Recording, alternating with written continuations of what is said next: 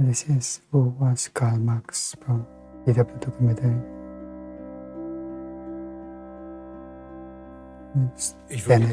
I'd put him in a category with Freud and Darwin, three thinkers who have vastly expanded our human knowledge. He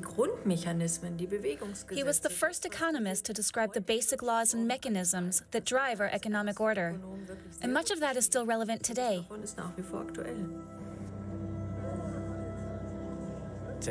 Marxism has long played the most important role in Chinese society and will continue to do so in the future.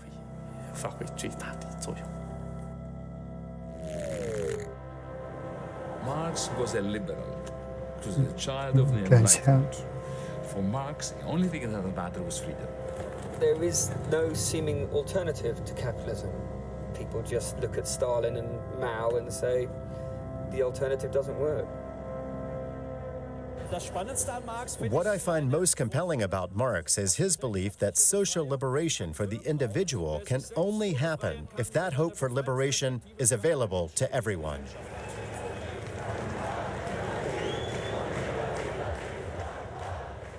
Karl Marx was a philosopher, journalist, and economist. 200 years after his birth, his ideas are still relevant.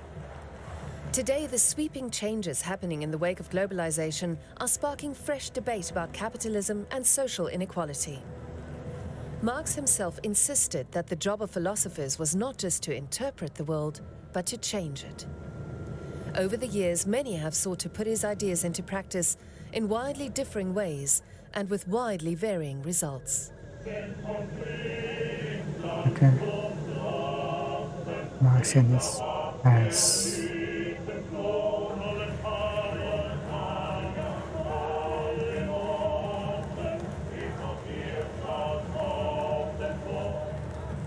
as in many parts of the world, people have invoked Karl Marx, proclaimed revolutions in his name, turned society on its head. Most of those experiments are now history. But capitalism, which Marx despised, has proven more resilient than he would ever have imagined. yeah. The traditional Marxist idea that you enact a revolution, put others in charge, and your problem is solved, that's proven itself a failure. And it's no surprise. When you have class struggle and suddenly everything is turned around and the previous winners are now losers, they won't just suddenly roll over and give up. For change to happen, we need social solidarity for everyone.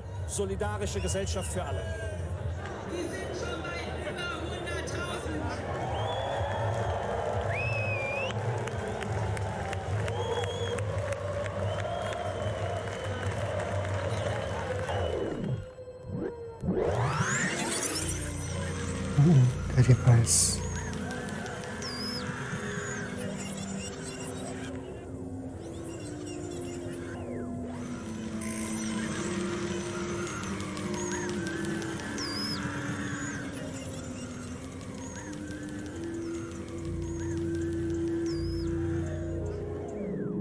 The Industrial Revolution was the central preoccupation of the 19th century. Its groundbreaking inventions would radically transform people's lives, but also bring catastrophic working conditions to the new factories. The misery and deprivation sparked numerous uprisings across Europe. Karl Marx was born in Trier, a tranquil town in what is now Western Germany. He's from Germany.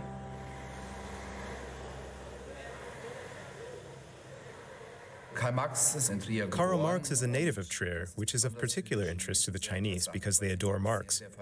It's why our city has a very intensive relationship with China.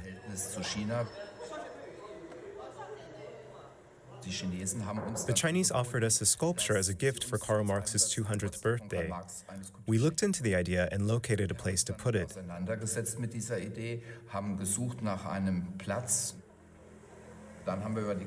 Then we haggled over the size and arrived at a total height of 5 meters 50.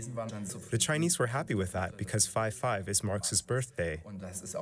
We hadn't even noticed that symbolism, but it helped us arrive at the compromise on size. We're building the base, and the sculpture is being made in China. We'll bring the sculpture here in the spring and then inaugurate it on May 5th.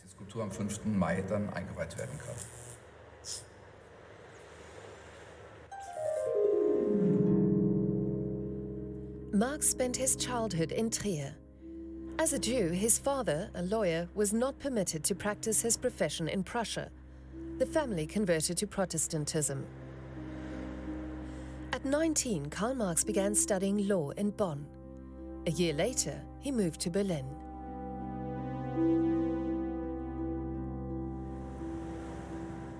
Berlin is also where Marx first became interested in philosophy, which eventually became his focus.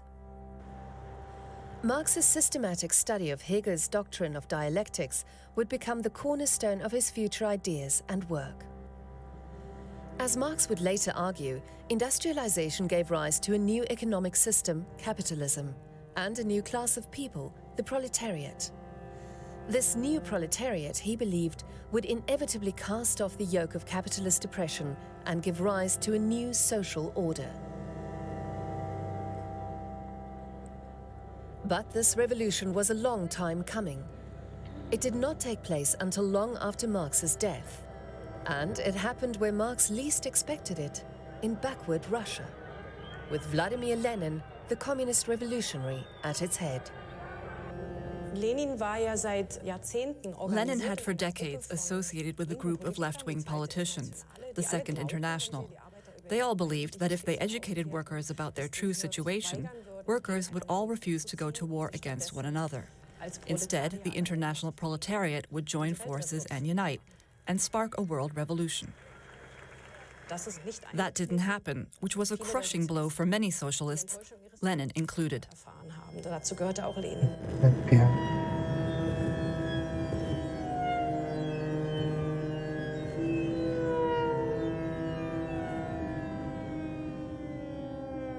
The First World War was the first total war, which demanded not only mobilization of an army, but mobilization of the civilian population to meet the needs of the war effort. And this was something the Tsarist system simply could not cope with. Increasingly, food was short. The only party that is calling clearly for an end to the war is the Bolshevik Party.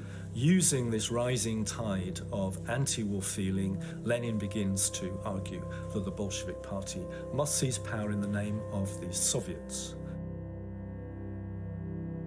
Marx is often said to be a determinist in the sense that he thought that socialism would come about fairly inevitably from the contradictions of capitalism.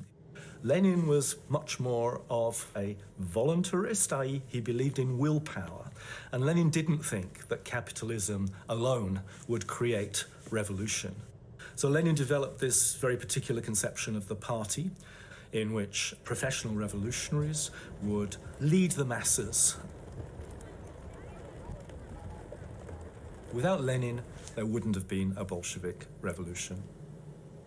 The revolution was a hugely charismatic event. For some, a vision and inspiration, for others, a nightmare.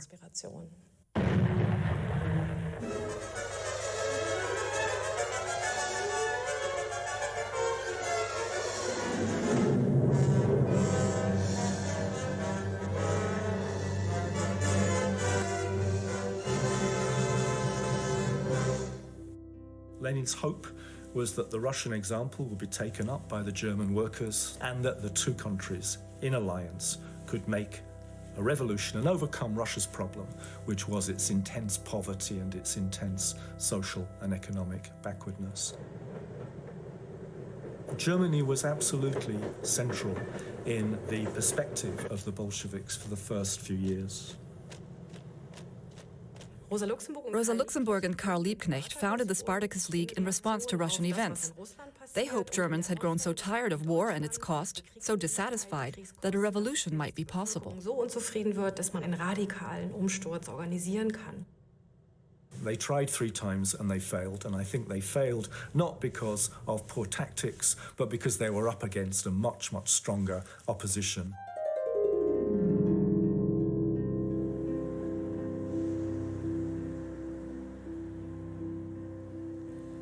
a student in Berlin, Karl Marx became known among his fellow students for his keen intellect.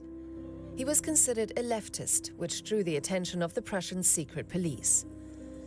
Marx completed a doctorate, but his left-wing ideas made it impossible to secure an academic post. In early 1842, he began working for a daily newspaper in Cologne, the Rheinische Zeitung, which was critical of the Prussian government in Berlin.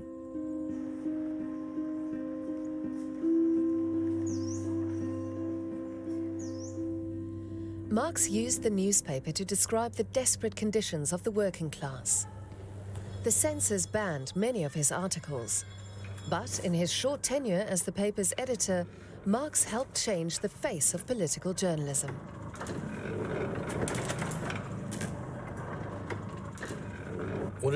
Journalism also had a powerful impact on Marx. As a newspaper editor, he was forced to address the struggles faced by local farmers at the dawn of capitalism.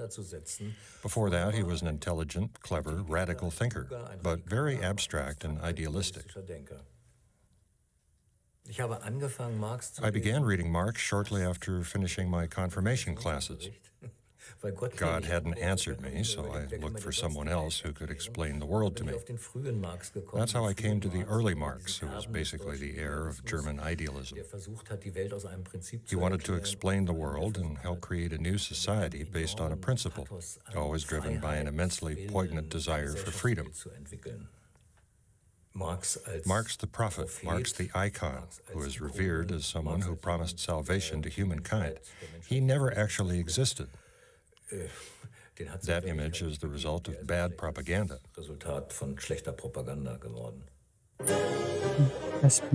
That propaganda would later also be used to glorify the outcomes of communist revolutions. These propaganda posters say nothing of the millions who were killed in the Soviet Union under Stalin and in China under Mao Zedong.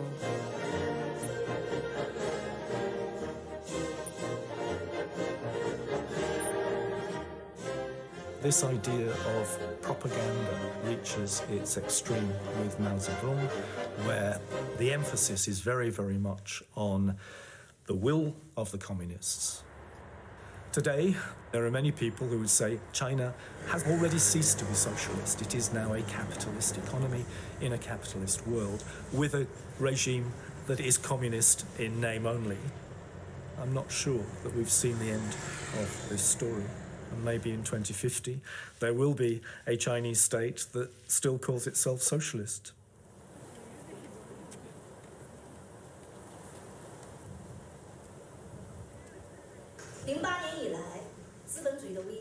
Since 2008, the crisis of capitalism has steadily grown more acute.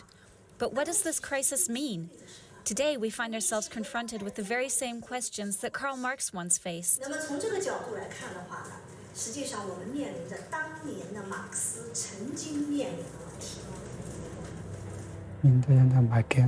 It's often said that the Chinese Revolution was a peasant revolution, and that is basically true. Mao sought ways of engaging peasants through, for example, using traditions of opera.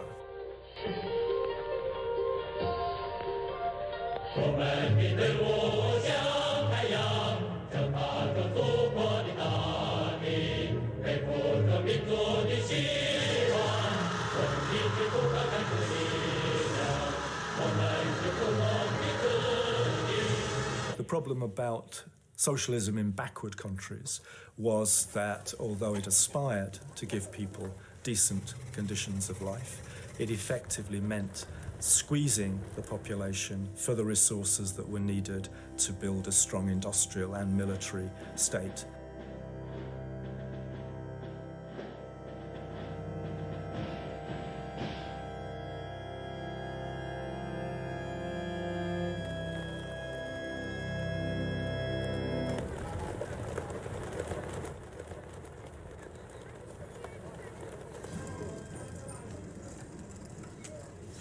Marx. Every Chinese person knows him.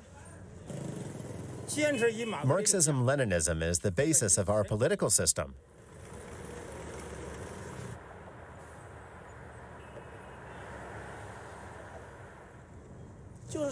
We had big posters of Marx at school. That's how I came to know Marxism. Right now, my focus is on my own quality of life. That's enough for me.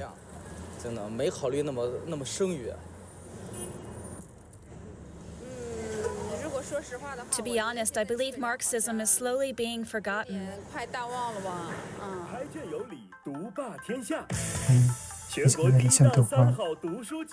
The Chinese government is investing a great deal of money to popularize Marxist ideas in the form of books, modern media, and even its own TV show.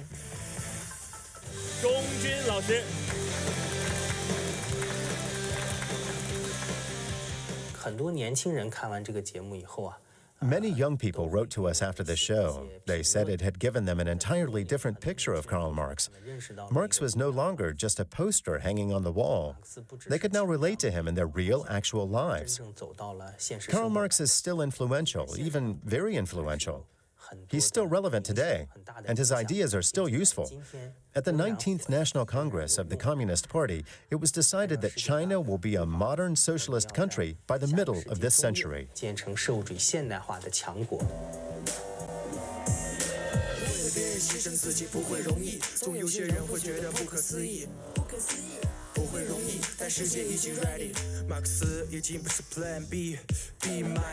Song about Karl Marx. Okay.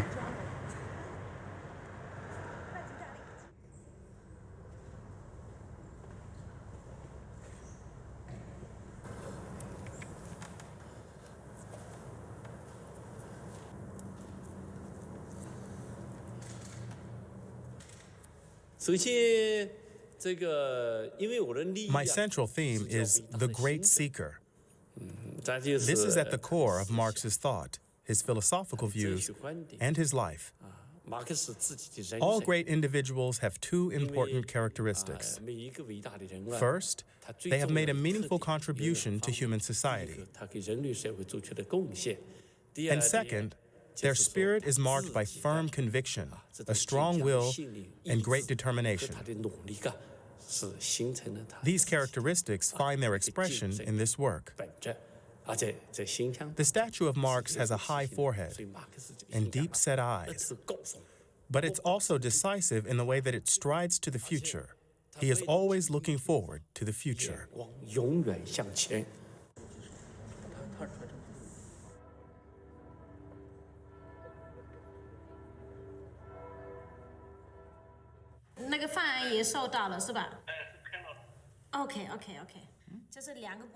He's already seen it.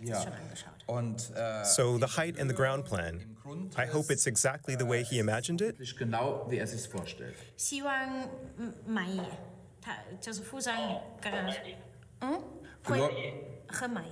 He's very pleased. Okay, we have two versions. One pedestal has rounded corners, and it's tiered. In the other version, we're mainly using right angles.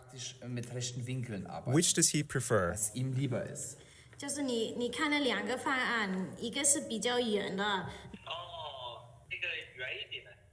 The rounded one. The rounded one, okay.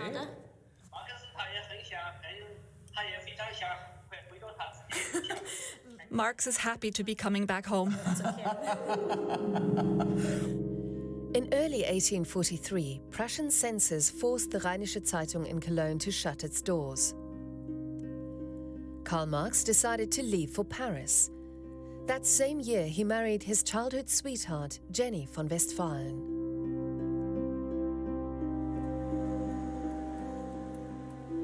In the mid-19th century, Paris was a haven for freethinkers of all stripes. They debated socialist and communist ideas, such as the abolition of private property. In Paris, Marx met Friedrich Engels, a young philosopher and revolutionary. Marx was deeply impressed by Engels's reports on the misery of the English working class. Marx decided to abandon journalism and focus on political and economic philosophy. This is the period in which he began writing about class struggle and the self-emancipation of the proletariat. In bourgeois society, all members of society are formally equal and have equal rights. In reality, the proletariat can only choose where to sell their labor and choose where they will be chained. Although workers are paid for their labor, what they produce is not in service of their own needs, but the needs of their employer. The worker produces grains for the mills of another. The worker is trapped in a vicious circle.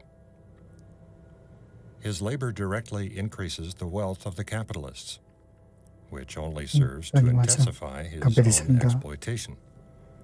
Society as a whole is more and more splitting up into two great hostile camps, into two great classes directly facing each other.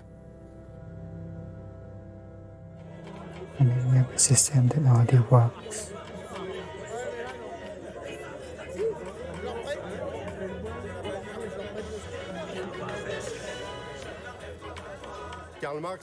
Marx is amazingly relevant. We've never had so many people in poverty or at risk of poverty, so many homeless and refugees. And extreme wealth is exploding. Today's working class includes white-collar workers and salaried employees. When jobs are at risk, Marx's ideas often come into play. For example, when Alstom workers took up the fight against the plans of parent company General Electric to slash jobs. The French Communist Party supported their fight. I'm here to assure you of the full and complete support of the Communist Party. I just said at a joint union meeting that we calculated how much the shareholders will gain from the merger. That's why your fight is a just one. We support you, here and in the entire country. We'll continue forward together. Merci, Monsieur Laurent.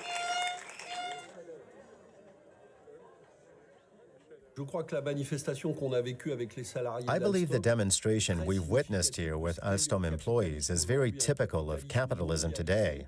It's a globalized capitalism which pits the workers of different countries or different locations against one another. It turns workers into the playthings of globalization so that they serve the interests of increasingly powerful groups. This is a symbolic struggle. To take a strong stand against capitalism, the proletariat today must be much more united at the international level. What we're seeing now is that the ecological crisis and the massive social and ethical issues the world is facing today are bringing us to rethink our society as a whole. That's the genius of Marx. He understood that the contradictions within the system would become so extreme that we would eventually be forced to explore ways to overcome them.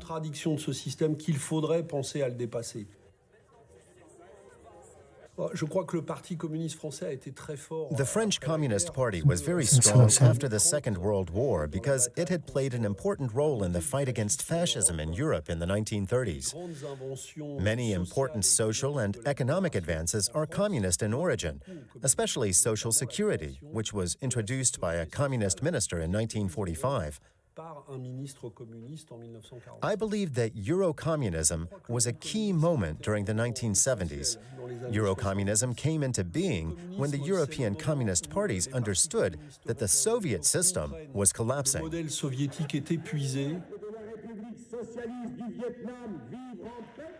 Eurocommunism in Western Europe emerged under the shadows of the Cold War.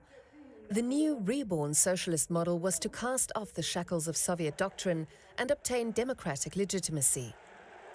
This idea found enthusiastic supporters in many countries, especially Italy and France. But even as communist parties in Western Europe increasingly distanced themselves from the Soviet Union, communist East Germany became ever more vocally supportive of Moscow. In communist East Germany, the party drew on authoritarian methods to enforce its interpretation of the Marxist legacy, in which the freedom of dissent had no place. The renaming of Chemnitz as Karl Marxstadt on May 10, 1953, was an important acknowledgement of the revolutionary tradition in this city and the contribution made by its working class to our workers' and peasants' state.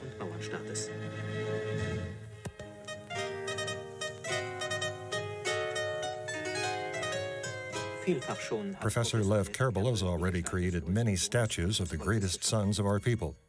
Time and again, he has sought to fulfill Lenin's legacy, to immortalize the creator of revolutionary communist theory by drawing upon the art of monumental propaganda.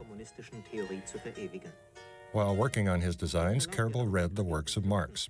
He seeks to express the content of revolutionary Marxist thought in visual form, the irrepressible power of the passionate nature of the revolutionary and the scientist.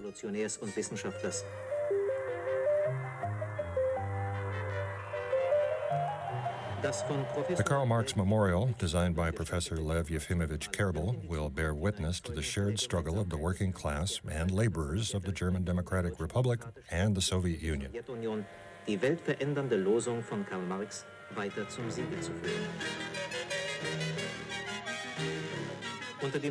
To the tumultuous applause of 250,000 residents and guests, Comrade Erich Honecker said, "The day will come when all peoples will have cast off the shackles of exploitation. They will build a monument to the man who found the key to human liberation, captured under the motto, 'Workers of the World Unite,' Karl Marx." Karl Marx.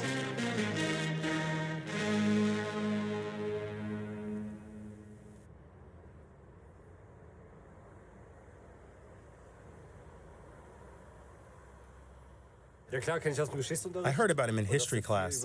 He wrote about socialism, but I don't know why Chemnitz was renamed Karl Marxstadt. He wasn't a bad or evil man. I don't quite know what he did. Something to do with communism?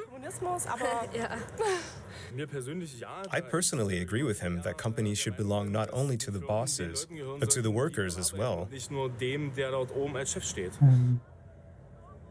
I'm not sure about that one. In East Germany, Marx's writings were readily available, of course. The series with the blue covers. I got them for my 18th birthday. But if, like me, you interpreted Marx in such a way that you then criticized ruling ideology or the ruling political system, things could get a bit difficult for you.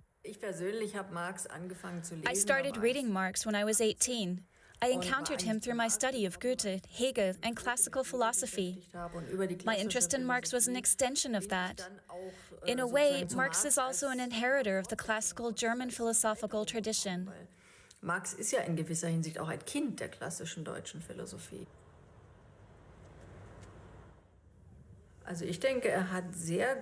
believe Marx very aptly predicted this concentration of capital we see today.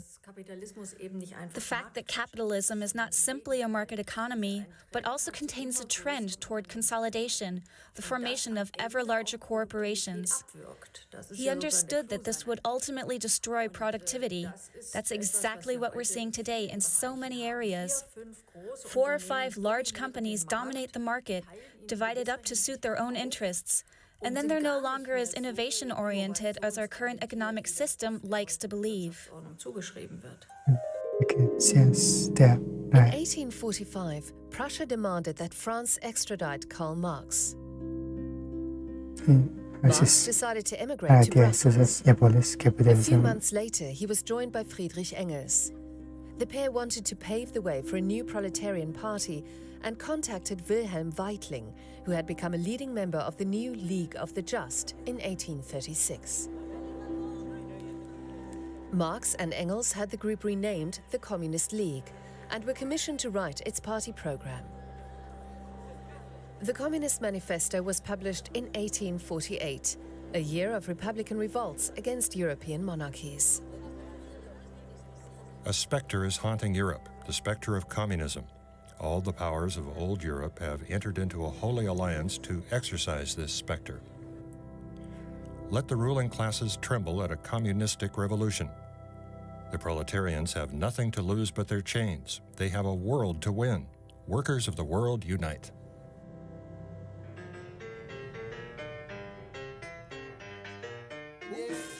In 1959, a young, charismatic revolutionary led a faction who overthrew the Cuban dictatorship. Fidel Castro then established a socialist republic just off the shores of that bastion of capitalism, the United States. Less than a decade later, young people in capitalist countries rose up to oppose their parents' generation. Fidel Castro and Che Guevara became the idols of the 1968 student movement. Of course, we invoked Marx when we told ourselves that intellectuals were merely a superstructure from which the revolution couldn't emanate. The revolution, we thought, would have to emerge from the factory floor. Many of us actually went to work in factories for months, some for years. What we learned from the workers is that they weren't waiting for us to be their salvation. That's when the theory of false consciousness became popular. Marcuse, the idea that the workers didn't know what they truly needed, that they'd been seduced by capitalism, and that we had to explain to them their true needs. That's when we started to question Marx. We cobbled together a new idea that consciousness had an important role to play in shaping the revolution. That was almost un-Marxist in a way, because in classical Marxism, being determines consciousness, and your revolution can only be achieved when the conditions of reality force you to imagine it.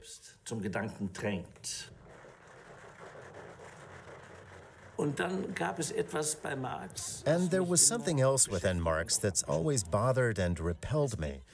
Within the Marxist edifice, there's no single sentence that states simply, "Thou shalt not kill." There's no principle that would forbid you to kill, and kill in large numbers in the name of revolution. That's not good. This lack of ethics is, of course, a terrible flaw that's inherent in the entire construction. Over and over again, it's what's caused the edifice to collapse. Und es auch immer wieder zum Einsturz bringt.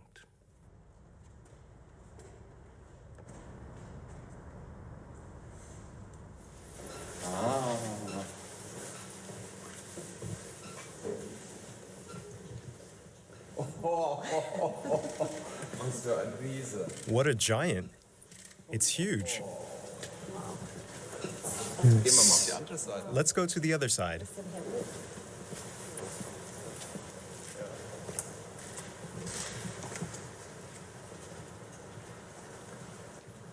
Up there.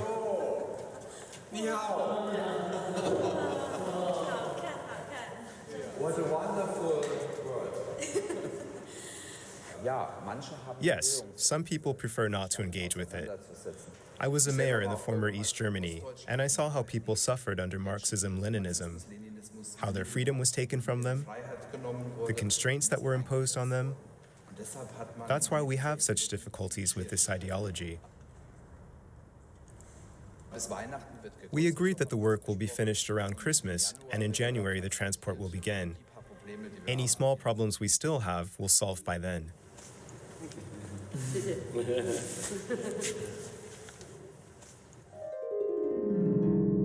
The year that the Communist Manifesto was published, Marx was forced to flee Brussels and soon ended up back in Cologne.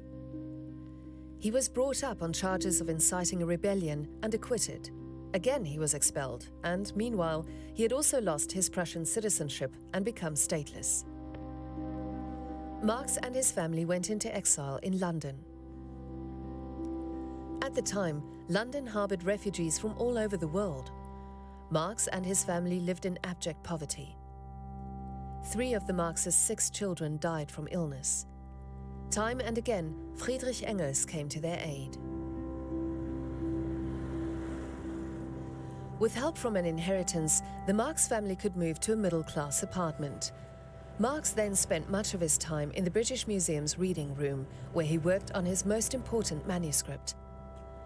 The first volume appeared in 1867, Das Kapital, Capital, a critique of political economy. Marx presented it to his publisher with the words, "I don't believe anyone has ever written so much about money who has so little of it."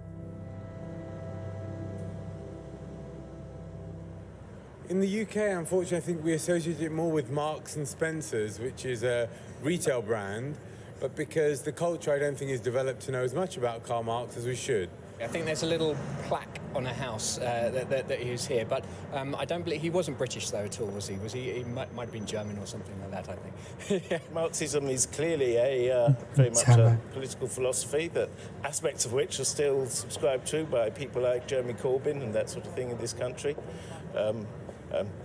Clearly it's opposed to capitalism, and here we are right in the centre of capitalism in Europe.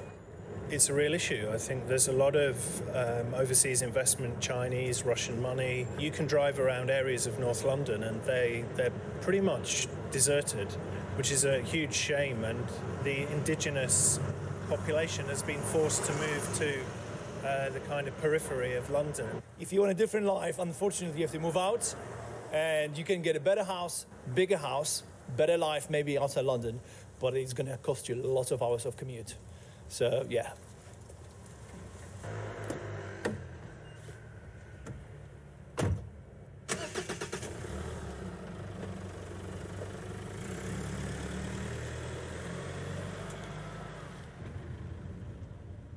When I wrote my book, City Boy, which is a massive warning about not to do what I did and become a banker, every single email I've got, many thousands of emails, are from people, some from Germany, young men saying, I read your book, could you get me a job in a bank, please?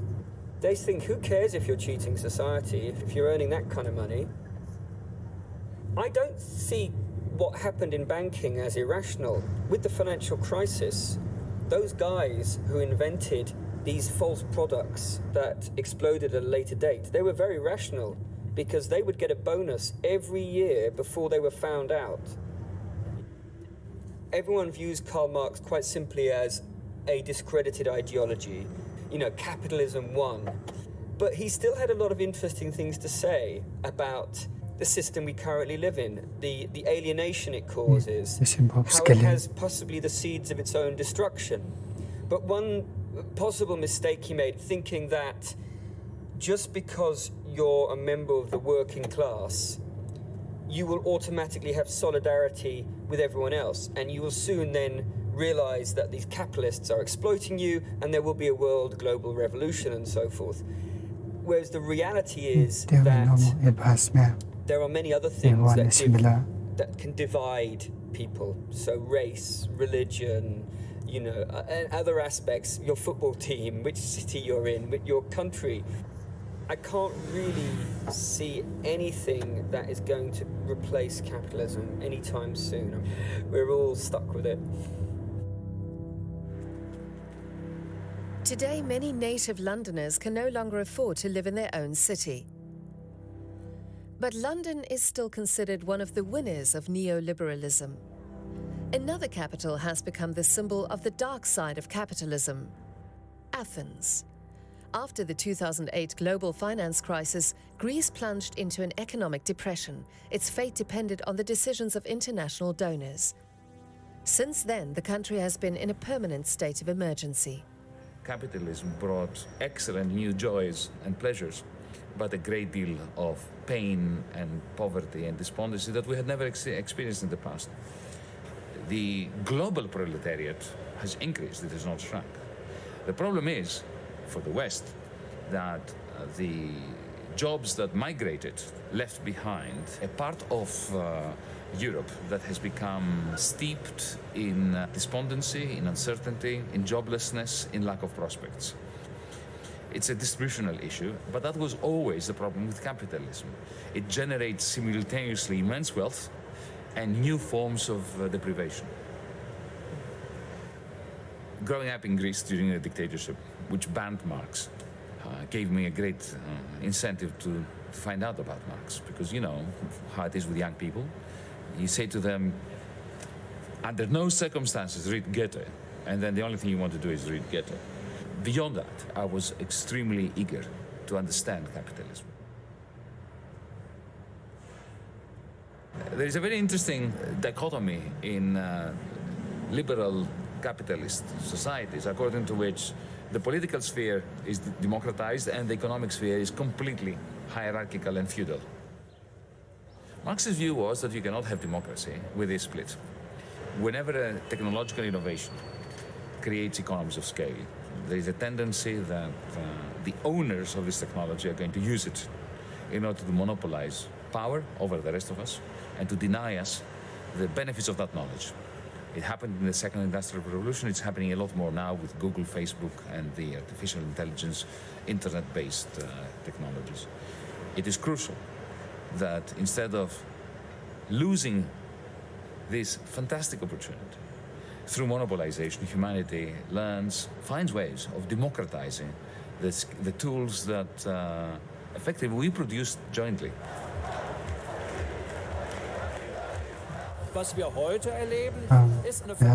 What we're experiencing today is a transformation in the conditions of production, which are blurring the boundaries between production and ordinary everyday activities. We're productive, we're creating value when we carry out an online search on Google. Our many clicks generate profits for Google. We don't like to think about it, but it's a fact.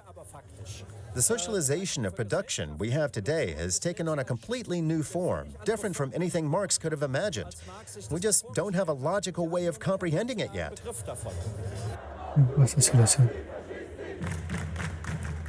The people in power do whatever's necessary to maintain the status quo, which they benefit from. They'll do what we call quantitative easing. They'll just print money. They'll put interest rates down to this. They'll adapt and do something with taxes, whatever's necessary to maintain the system.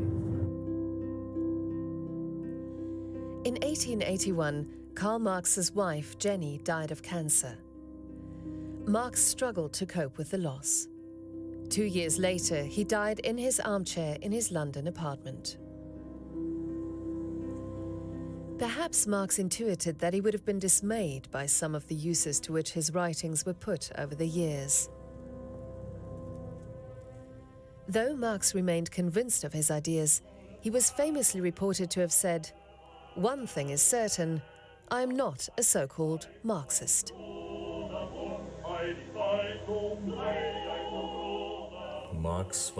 At the end of his life, Marx was convinced that in a functional democracy, something akin to what we now call a social market economy, founded on a cooperative basis, would eventually emerge through entirely peaceful means.